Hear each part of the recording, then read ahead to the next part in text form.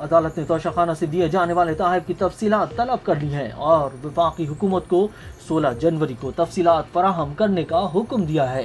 Media reports کے مطابق Lahore high court میں توشہ خانہ سے تحائف وصول کرنے کی تفصیلات فراہمی کی درخواست پر سماعت، جس میں عدالت نے وفاقی حکومت سے توشہ خانہ سے دیے جانے والے تحائف کی تفصیلات طلب کر لی ہیں اور حکومت کو 16 جنوری تک یہ تمام تفصیلات فراہم کرنے کا حکم دیا ہے۔ لاہور ہائی کورٹ میں شہری منیر احمد کی جانب سے درخواست دائر کی گئی تھی، جس میں قیام پاکستان 1947 سے اب تک توشہ خانہ سے سیاستدانوں سمیت سب کو دیے جانے والے تحائف کی تفصیلات عام کرنے کی استدعا کی گئی تھی۔ عدالت میں درخواست کی سماعت کے موقع پر وفاقی حکومت کے وکیل نے درخواست کی مخالفت کی، جبکہ درخواست گزار کے وکیل نے دلائل دیتے ہوئے کہا کہ جب تحائف دیے گئے ہیں تو اس کی تفصیلات بھی سامنے آنی چاہیے۔ کہ اس وقت معیشت کو وہاں پہنچا دیا گیا ہے جہاں آپ خود جانتے ہیں کتنے پیسے ہمارے پاس رہ گئے، ان میں سے $3 ارب سعودی عرب کے ہیں، شکریہ، $3 ارب چائنا کے ہیں، شکریہ، اور $2 ارب UAE کے ہیں، شکریہ۔ اور اس کی آپ تقریر دکھایا کریں، یہ کہتا تھا کہ ہمیں دے دو، ہم 6 مہینے میں پاکستان کو اٹھا کے لے گئے پاکستان کو۔ یہ اس 6 مہینے میں جو پیسے آئے ٹیکس سے آئے وہ کہاں گئے، جو IMF سے آئے وہ کہاں گئے، جو امداد آئی وہ کہاں گئی؟ آپ نے دیکھا مولوی صاحب کے جلسے میں امدادی ٹینٹ ان کو کارپیٹ کے دور کے اوپر استعمال کیا گیا۔ تو اس لیے اس ظالمانہ نظام سے نجات کے لیے حقیقی آزادی مارچ کے آخری دن جو فیصلہ عمران خان نے کیا تھا اس پہ عمل ہونے جا رہا ہے۔ پاکستان تحریک انصاف کے رہنما بابر اعوان کا کہنا ہے کہ 23 دسمبر کو اسمبلیاں توڑ دیں گے، جس سے 27 کلومیٹر کی حکومت گر جائے گی۔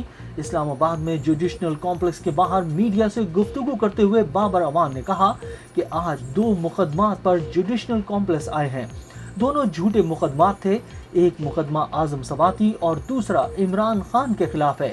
انہوں نے کہا کہ عمران خان کی ضمانت قبل از گرفتاری میں 10 جنوری تک توسیع ہو گئی ہے۔ سیلاب زدہ افراد کی امداد کی بجائے جہاز سیاسی شخصیات کے لیے اڑائے جا رہے ہیں۔ بابر اعوان کا کہنا ہے کہ پروسیکیوٹر کہتے ہیں کہ بحث کرنی ہے اور بعد میں جج کے ٹرانسفر آرڈر آ جاتے ہیں۔ آج میری بحث مکمل ہو گئی ہے اور دوسری سائیڈ پروسیکیوشن نے کہا ہے کہ ہم نے بحث کرنی ہے،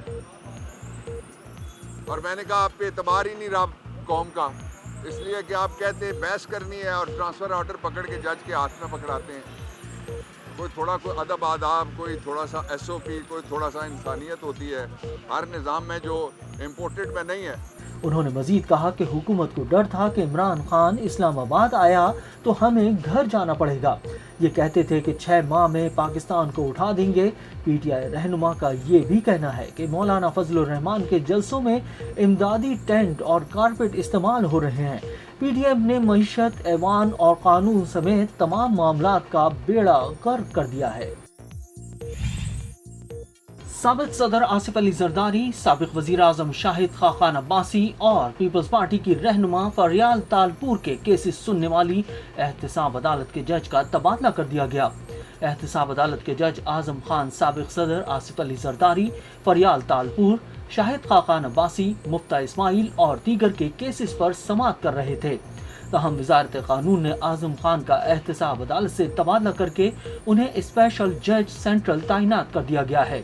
اسلام آباد ہائی کورٹ کی سفارش پر وزارت قانون نے اعظم خان کی جگہ ڈسٹرکٹ اینڈ سیشن جج ناصر جاوید رانا کو احتساب عدالت اسلام آباد کا جج تعینات کر دیا ہے۔ وزارت قانون نے ناصر جاوید رانا کا بطور جج احتساب عدالت تعیناتی کا نوٹیفیکیشن جاری کر دیا ہے۔ ناصر جاوید رانا کی تعیناتی 3 سال کے لیے کی گئی ہے۔ وزیر اعلیٰ پرویز الہی نے بڑا قدم اٹھا لیا۔ پنجاب حکومت نے 7 اضلاع کے لیے Sutlej Indus economic network project کی منظوری دے دی۔ منصوبے کے تحت ان اضلاع کو موٹر ویز سے منسلک کیا جائے گا۔ میڈیا ذرائع کے مطابق وزیر اعلیٰ پنجاب چودھری پرویز الہی کی زیر صدارت ہونے والے اجلاس میں 160 ارب روپے کی Sutlej Indus economic network منصوبے کی منظوری دی گئی۔ منصوبے کے تحت قصور، اکاڑا، پاکپتن، وہاڑی، بہاول نگر، لودھرا اور بہاول پور کو موٹر ویز اور انڈس ہائی ویز کے ساتھ منسلک کیا جائے گا۔ इस मौके पर चौधरी परवेज इलाही का कहना था कि पहले मरहले में कसूर से रिंग रोड लाहौर तक कॉरिडोर को मुकम्मल किया जाएगा, जिस पर 15 अरब रुपए लागत आएगी। इस मंसूबे से 7 अजला के 9 कस्बों और छोटे शहरों में कारोबारी सरगर्मियां बढ़ेंगी। सुप्रीम कोर्ट ऑफ पाकिस्तान के साबिक चीफ जस्टिस का कहना है कि डैम फंड अब भी महफूज है, प्रोपेगेंडा बेबुनियाद था। साबिक चीफ जस्टिस साकिब निसार का कहना है कि साबिक आर्मी चीफ से उनकी ख्वाहिश पर मुलाकात हुई, जो रिवायती थी। डैम फंड अब भी महफूज है, बेबुनियाद प्रोपेगेंडा किया गया। साबिक chief justice Pakistan justice Saqib Nisar कहते हैं कि डैम फंड अब भी महफूज है, फंड्स के बारे में उनसे मुताल्लिक बेबुनियाद प्रोपेगेंडा किया गया। पाकिस्तान तो क्या पूरी दुनिया को पानी और साफ हवा की जरूरत है। मजीद कहा कि जनरल रिटायर्ड कमर जावेद बाजवा से मुलाकात रिवायती थी। साबिक आर्मी चीफ की ख्वाहिश पर मुलाकात हुई थी। कमर जावेद बाजवा ने कहा कि सिर्फ आपकी खिदमत पर सराहने के लिए आया हूँ। किसी ने जनरल बाजवा के खिलाफ बात की तो मैं सबसे पहले बोलूंगा। उनका कहना है कि अभी पानी सर से गुजरा नहीं, मुल्की मईशत को सहारा चाहिए। पाकिस्तान का हर पैदा होने वाला बच्चा 1 लाख से जायद का मखरूज होता है। मैंने जजमेंट में कहा था कि 2050 तक पाकिस्तान की आबादी 50 करोड़ से तजावुज कर जाएगी।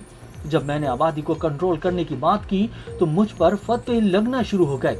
उनका कहना था कि जज को मफाद, मसलहत और खौफ का शिकार नहीं होना चाहिए। अगर जज में ये 3 खुसूसियात होंगी तो वो कभी भी गलत फैसला नहीं कर सकता। उन्होंने कहा कि कतर में फैमिली के साथ फुटबॉल मैच देखने गया था। हमारी गाड़ी चंद सेकंड के लिए गलत रुकी तो 1000 रियाल जुर्माना हुआ।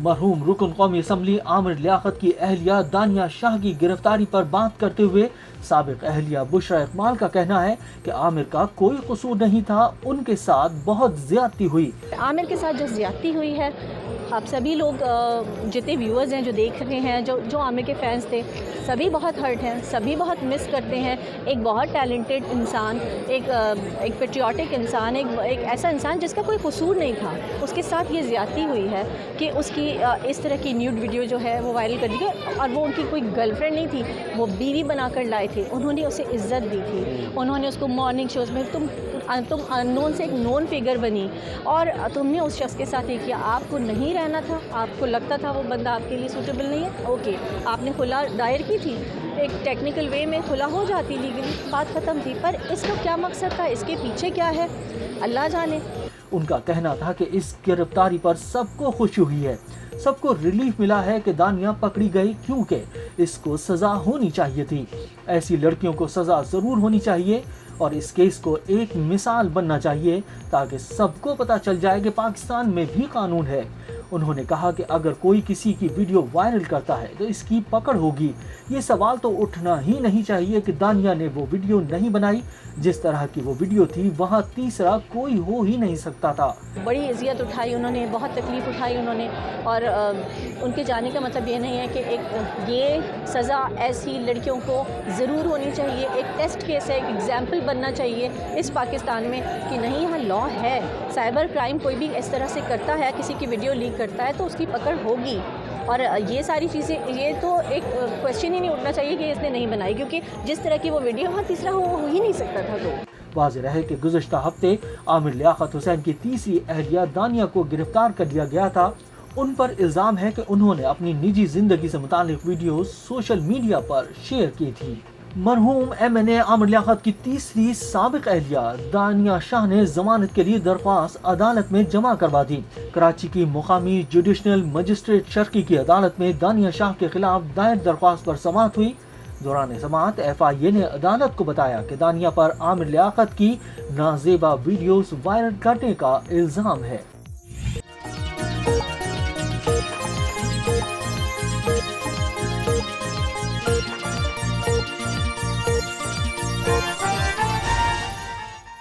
ताज़ा तरीन खबरों के लिए हमारे YouTube चैनल CTV न्यूज़ को सब्सक्राइब कीजिए और साथ ही साइट पर दिए गए बेल आइकन का बटन भी प्रेस कर दें ताकि आप तक पाकिस्तान और दुनिया भर की खबरें पहुंचती रहें, क्योंकि CTV न्यूज़ खबर बनाता नहीं, सच दिखाता है।